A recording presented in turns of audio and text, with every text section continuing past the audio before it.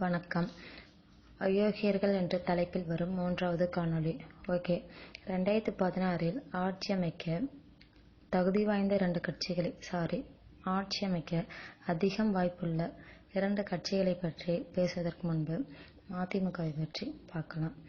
அதற்கு முன் ஏன் தகுதி வாய்ந்த வார்த்தையை பயன்படுத்தலைன்னா, என்னை பொறுத்த வரைக்கும் தகுதி வாய்ந்த கட்சிகள் கம்யூனிஸ்ட், நாம் தமிழர், பாமக மற்றும் தேமுதிக. இதை மட்டும்தான் நான் சொல்லுவேன். ஓகே. வைகோவை பற்றி நான் பேசலாம். அவருக்கு 2011இல் மக்கள் மீது இல்லாத அக்கறை 2016இல் எப்படி இந்த அளவுக்கு மக்கள் மீது அக்கறை வந்தது என்றுதான் தெரியல. நான் என்ன சொல்ல வரேன்னு புரியலன்னு நினைக்கிறேன்.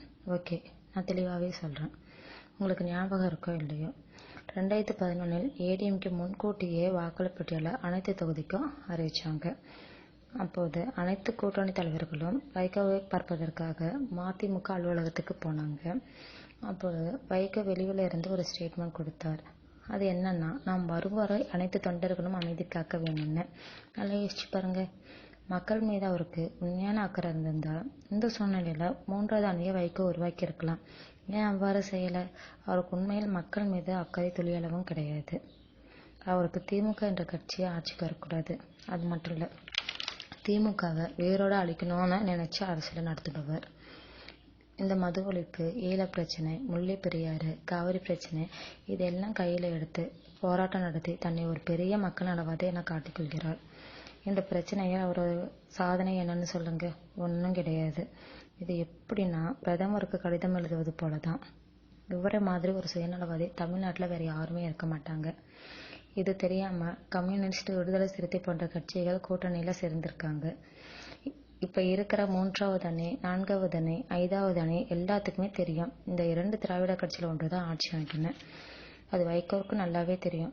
அதே மாதிரி விஜயகாந்தின் முடிவை பொறுத்து எந்த திராவிட கட்சிக்கு அதிக வாய்ப்பு உள்ளது என்று வைகோவுக்கு நல்லாவே தெரியும். விஜயகாந்த் தனித்து போற்றி என்று சொன்னதும் வைகோ எவ்வளவு சந்தோஷப்பட்டா. ஏன் நான் ஆட்சிக்கு வந்துருவேன்றான்? இல்லவே இல்லை, திமுகவுக்கு வாய்ப்பு குறையணும். இதை எழுதி கொண்டிருக்கும்போது டிவியில் ஒரு நியூஸ் வந்துச்சு. வைகோ ஒரு ஸ்டேட்மெண்ட் கொடுக்குறார். அது என்னன்னா, ஸ்டாலினுக்கும் கருணாநிதிக்கும் கருத்து வேறுபாடு, அதனால திமுக 2ஆக போகும் என்று கூறுகிறார். ஆனால் ஒரு வாரமாக ஏடிஎம்கேவுக்கும் பன்னீர்செல்வத்துக்கும் உரசல் என்று எல்லாருக்குமே தெரியும். அதை பற்றி அவர் ஒரு வார்த்தை கூட இந்த மாதிரி சொல்லவே இல்லை. இதெல்லாம் தெரிஞ்சுக்கோங்க. திமுகவை அழிப்பது மட்டும்தான் அவரின் தலையாய கொள்கை. ஏடிஎம்கே திரும்பவும் வந்து தமிழ்நாடு மக்கள் நாசமா போனா அவருக்கு என்ன? அனைத்து வாக்காளர்களுக்கும் ஒரு வேண்டுகோள், தயவு செய்து வைகோவை மட்டும் நம்பி உங்கள் ஓட்டை வீணடிக்காதீர்கள். 3வது அணி அல்லது மாற்றணி என்பதற்கு இன்னும் தமிழ்நாட்டில் காலம் தணியவே இல்லை.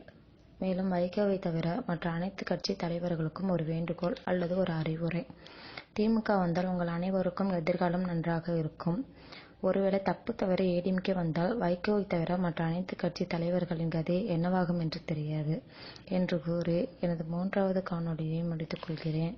அடுத்த காணொளியில் சந்திப்போம்.